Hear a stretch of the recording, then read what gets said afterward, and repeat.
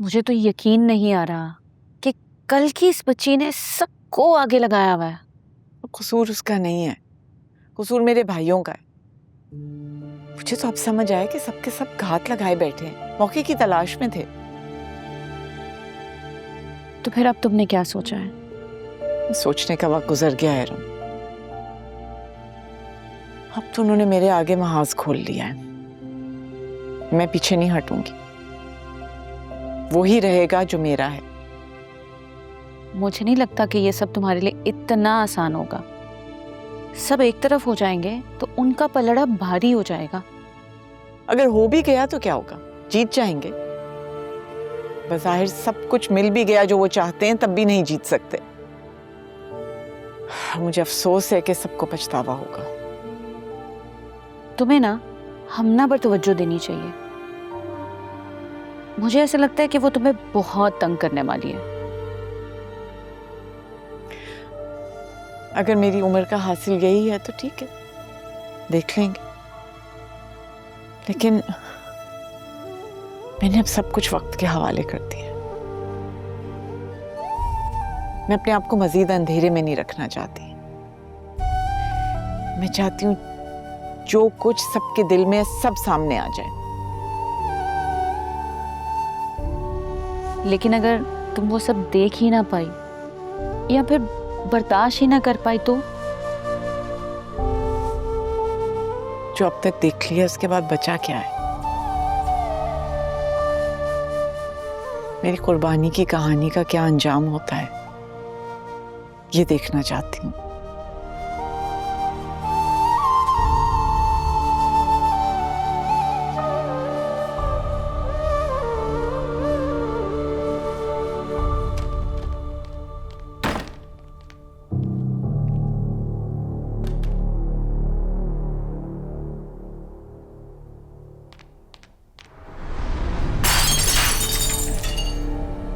हर किसी को अपने कद का पता होना चाहिए।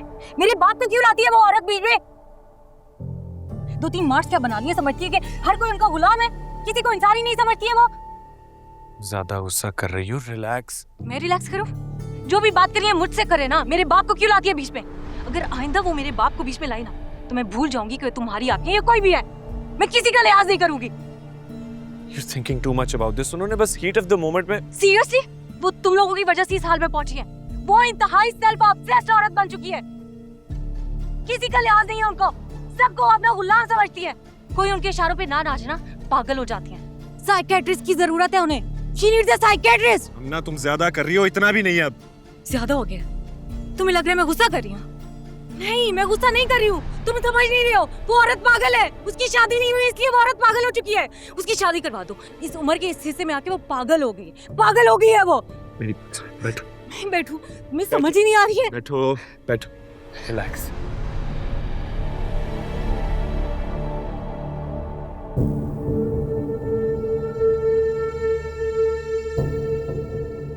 मुझे लगता है आप ही आज तक ये बात हजम ही नहीं कर पाई कि हमारी शादियां क्यों हो गई।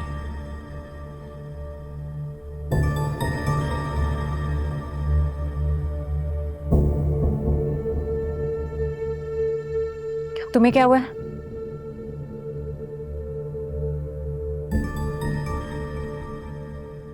मुझे बस नरमीन भाभी की फिक्र हो रही।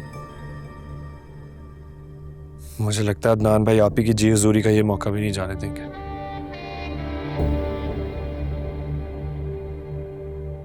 वैसे तुम्हें क्या जरूरत थी आप ही के सामने नरमीन भाभी वाली बात करने की? क्यों ना करती बात? जो बात फैक्ट है वो फैक्ट है। मैं एक बार क्या 100 बार समझाऊंगी उन्हें। तुम्हारी आप ही, वाह, कितनी चालाकी से उन्होंने नरमीन भाभी के दिल में मेरे लिए जहर घोला है ना। समझाऊंगी मैं नरमीन भाभी को, बताऊंगी उन्हें कि कैसे आप ही ने। तुम फिलहाल सिर्फ अपनी फिक्र करो, अपने बारे में सोचो, सिर्फ अपने बारे में।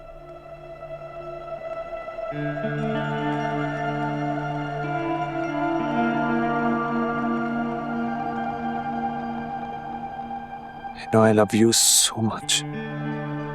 मुझे अच्छा लगा कैसे तुमने सबके सामने मेरे लिए स्टैंड लिया? हमेशा लूंगा।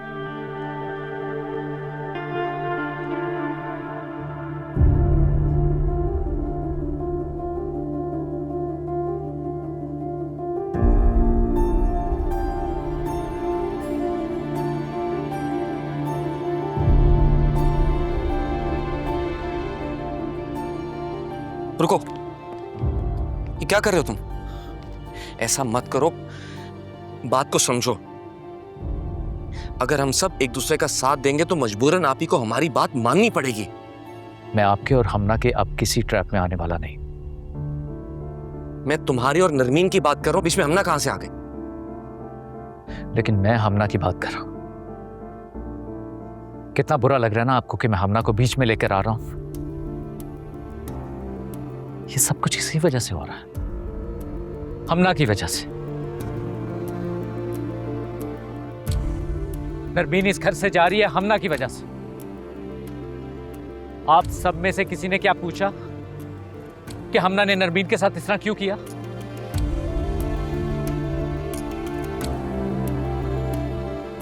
आप सब लोगों के मुंह से आवाज तक नहीं निकली। जानते हैं क्यों? क्योंकि अंधे हो गए हैं आप लोग। उसकी दौलत देखकर ना आप पागल हो गए हैं आप। अदनान, क्या अदनान? सच हमेशा कड़वा ही होता है।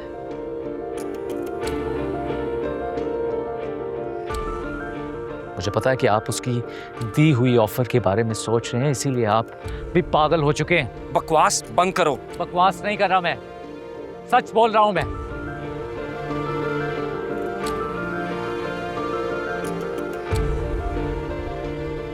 ये वक्त गुजर जाएगा, लेकिन ये जो तलखियां है ना, ये सब कुछ बर्बाद कर देंगी।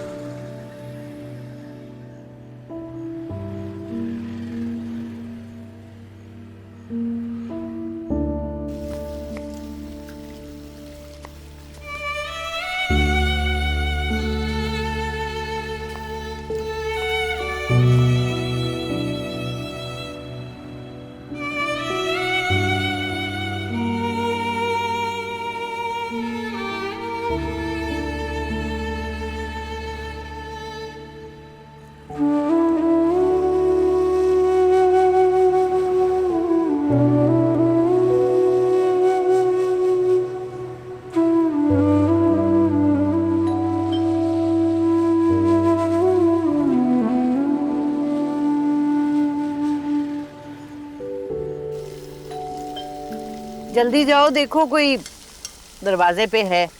जी बेगम साहिबा।